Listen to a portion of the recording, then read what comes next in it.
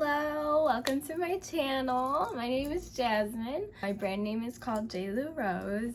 I make stickers, prints, custom designs, crew necks, and tees.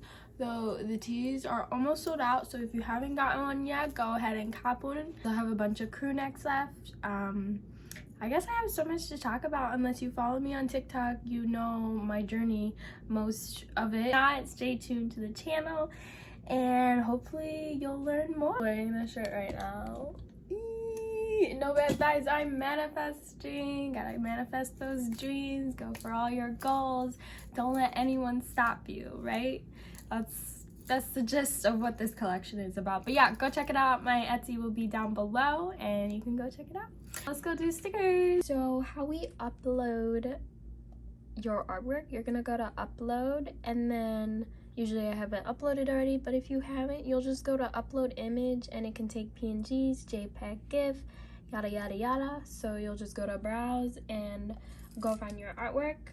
You want to make sure that it has no background, so when you upload it, it'll just be the artwork you want as the sticker.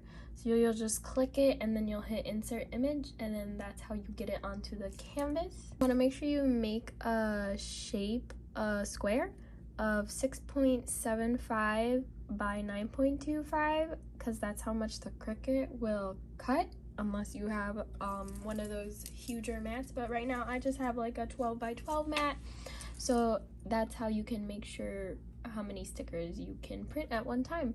And then I just like to fill up the space as much as I can.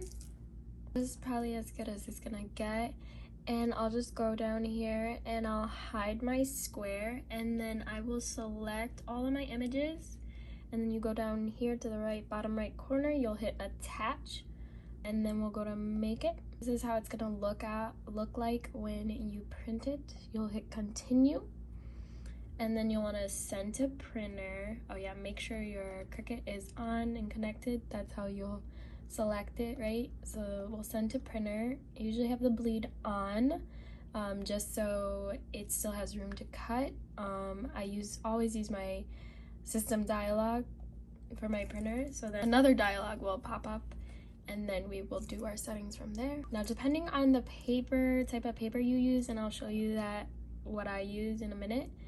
Mine will take premium photo paper glossy quality. Always want it at the best, and then I'll tell it what area to get the paper from.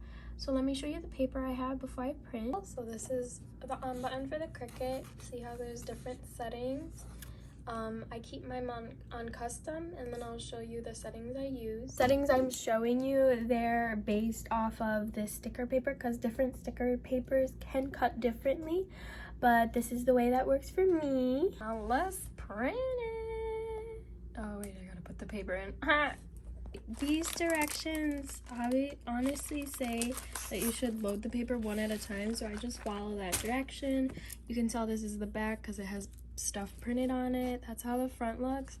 And then I'll just load my paper, slide that in like so. Sure, my printer is on premium glossy as well, and print. Okay, so while we wait for that to print, I'm gonna show you the settings I use. So this is die cut stickers, what I'm gonna be used. We'll just go to browse materials, and this is how you can decide or tweak any custom materials. So I'll go to material settings to show you, because we're using the custom dial right now on the Cricut. So this is the custom setting I made. I just got it die cut stickers, cut twice. So the cut pressure I have it at is 270, and then I have it cut twice just in case. And yep, that's pretty much it. Fine point blade, and I want to make sure my pressure is set to more. So we'll need to laminate our stickers first. So the laminate I use is the Avery 73601. These are self-adhesive sheets, 9 by 12. They come in a 50 pack on Amazon. I love these so much. This is honestly a lifesaver. These are how the cuties turned out. You want to make him jealous? The next step is we'll just measure out our laminate inside the black lines so that the Cricut does not get confused where everything is.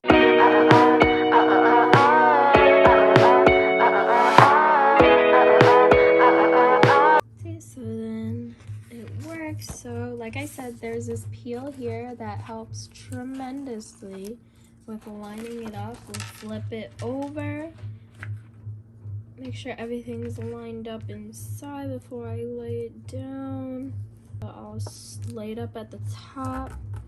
Get that tab line in. Flip it. Then you want to take a ruler or anything flat that'll help you push the laminate through. And this is a good way to prevent air bubbles. And just making sure the laminate sticks on good. We'll flip it, peel off a tab a bit, lift it up a bit, and then we'll just slide it through. And then we'll take the smoother tool and then get out any little bubbles that we may have created. And they usually come out too.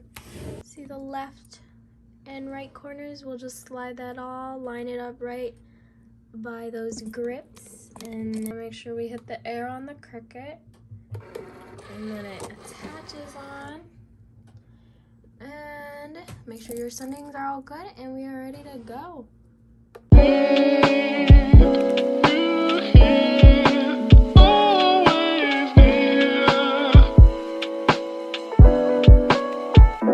Fantastic.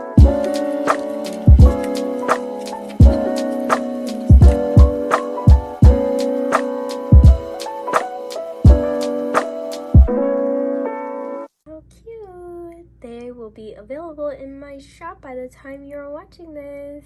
For watching, let me know what else you guys want to see or what tutorials you'll want to see, any more day-to-day basis.